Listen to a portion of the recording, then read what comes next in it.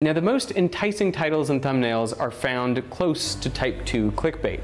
I'm reminded of the infographic by Smarter Every Day showing that on social media, the greatest engagement occurs close to the boundary of what's allowable. What if we don't copy from another human being? What if we copy from a computer? Well, that sounds to me like it would make some pretty good content. We should make kids watch it. I feel like I can't even interact with the internet the way I used to because it just makes me so anxious all the time now. Everywhere I look, everyone's just fighting with each other, everyone's attacking one another. You go to a... Over the years, has YouTube clickbait become better or worse? In the age of the internet, the ability to be a creator is now in the hands of millions, and YouTube has found itself as an epicenter for average people looking to make their living making all types of videos. As YouTube grows, more creators are reinvesting into their work. Good content is arguably more available now than ever. But so are creators looking to make a quick buck.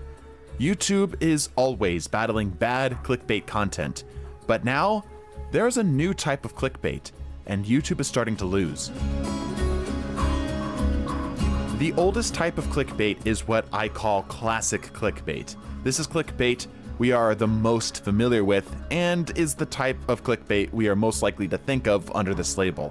But remember, what you and I consider clickbait now would not be the same for those watching YouTube over a decade ago. I grew up watching Ali A. I'm sure many would consider this type of thumbnail to be clickbait, but his style is just standard fare now. This isn't necessarily a good thing, but these types of videos aren't the most egregious videos on the platform. We don't even bat an eye at this over-the-top style of thumbnail or video. Instead, classic clickbait by today's standards are much more cut and dry. It's better identified as intentionally misleading the viewer with a video that's not even related to the title or the thumbnail. It's lying. While every good video will make itself look as good as possible, classic clickbait crosses a line from being good advertising to flat-out deception. But YouTube has systems in place to defeat this. Despite its many flaws, YouTube's algorithm has become incredibly good at naturally filtering good and relevant content for the viewer. YouTube recommends videos based on two key metrics: click-through rate and watch time. Videos that are interesting to a large audience with a strong title and thumbnail get clicked, and videos will continue to get clicks if the viewer watches most of the video.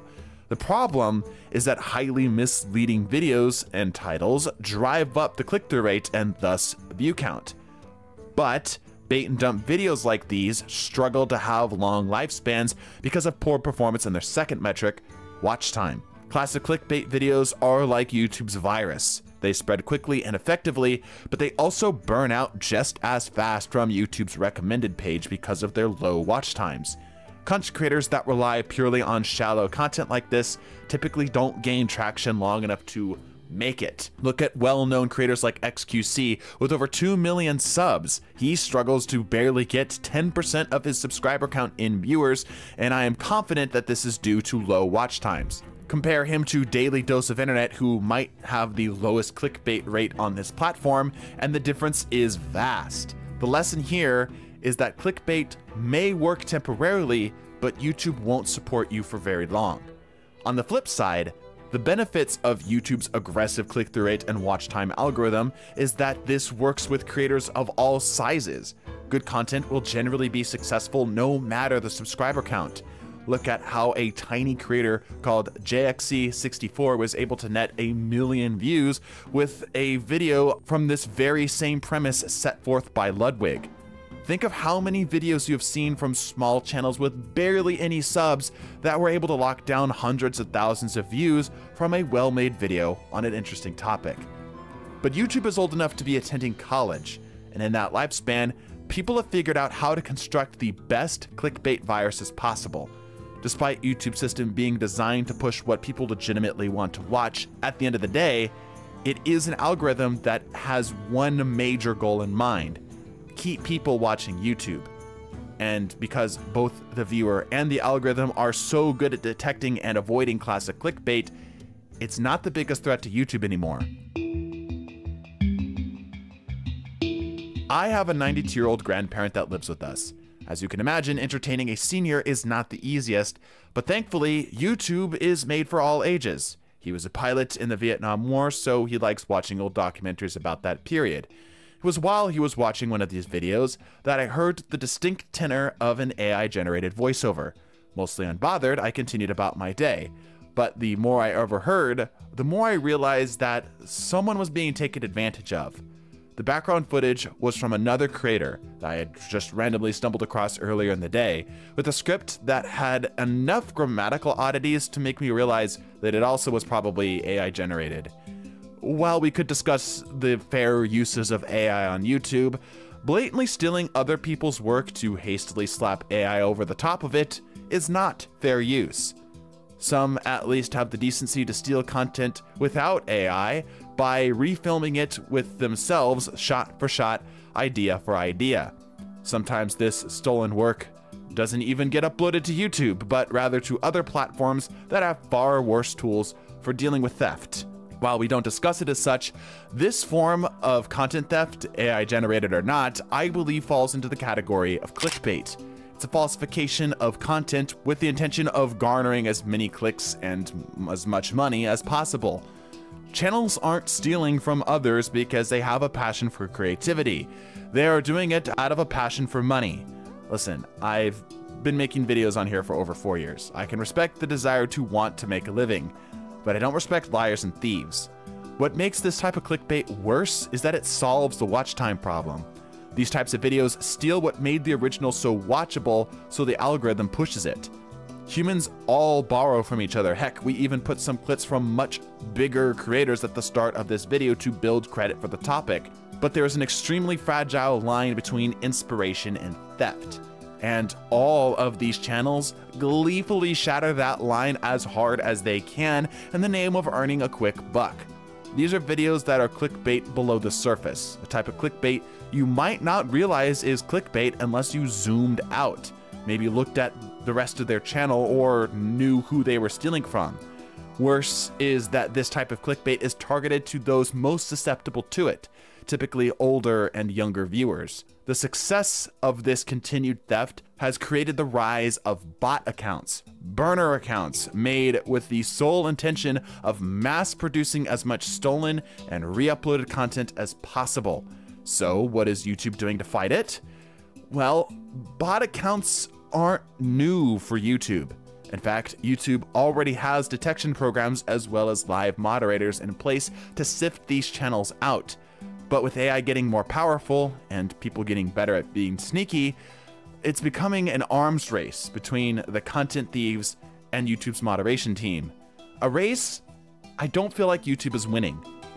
If you know of a channel like this, by the way, YouTube's reporting system is still the best defense to these sorts of channels to get them off the platform. But even this is not the worst type of clickbait that has grown up recently. The newest form of clickbait has been extremely slow and subtle, to the point of it being practically normalized by now.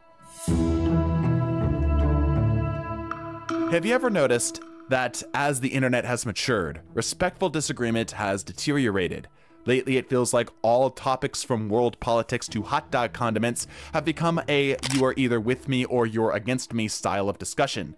Totally unhelpful for changing people's minds, but nevertheless seemingly everywhere. Comment sections and social media allow people to type anything they want with little consequences because of near-perfect anonymity. Popular websites typically restrict or discourage long and nuanced opinions. For example, Twitter has a character limit, and YouTube only shows part of a lengthy comment. You are much less likely to click read more on a comment as it requires more work from you. Just like you are less likely to go out of your way to press like on a video, even if you are more than halfway through it. Everyone wants to go viral, and nothing has proven to be more effective at going viral than clickbait around drama and anger. Trend surfing is what makes YouTube what it is. Trends are often built off of drama. Channels discussing drama do not fall under this clickbait category. Humans crave stories and interactions. Discussing current events is just one way we do this. Instead, this type of clickbait has slowly pushed the boundary of what the viewer finds acceptable and what, by extension, YouTube finds acceptable. Have you ever been browsing YouTube and seen something like X thing is the best of X group? If you're like me, you may have found yourself clicking or commenting on a post like that, even though when you take a step back, you don't even care about X thing that much. Maybe I'm old, but it feels like fostered negativity such as this is becoming concerningly effective at getting views. Being critical of something, or something you don't like, is one thing, but going out of your way to try to get people angry at each other is much more a sinister thing. Anonymity and an internet-sized microphone are one hell of a drug. As character limits and algorithms that drive engagements have continued to chug along, I believe that we are losing the all-important skill of respectful critique. Whether by design or happenstance, places like YouTube have made being just divisive enough not to be canceled an easy method for being successful. It has created a feedback loop of outrage and hatred, with some jumping in just because rent is due. We've kept pushing the boundary, and unless something changes, we might continue to do so. This is a clickbait that feeds on angry, tribalistic, and counterproductive behavior designed to win arguments, not to change minds. It doesn't seem like this is universal, however. Instead, it seems to me that we're in a time of separating and curating. Many are choosing to abstain from clickbait of all kinds to find better communities. When a good video is made on this platform, it's almost unmatched. When I click on a donkey video, I don't care what he's doing or even how. I care about who is doing it. Whereas other media can put up barriers between the viewer and the creator, YouTube reminds me that there is a person behind the camera, a person with different tastes and flaws and desires. Content designed to engage in short-term virality will always have its place on the internet. But I hope competition will push everyone to do better. The internet has overhauled the entirety of how a consumer interacts with the world around them. With new creators rising every day, our scrutiny of those we watch is sharper than ever. Because of the amount of voices, reliable and quality sources of content is more available than ever before, even if they're just harder to find. The beauty of YouTube is that how we spend our time absolutely will shape what will succeed and what will fail. My only fear is that sticking to a side will become too popular to let real discussion and critique breathe. So for now, go support the creators that are trying to give you their best and be respectfully critical of those who do not. And thank you for letting me give you my best. Bless your faces and deuces.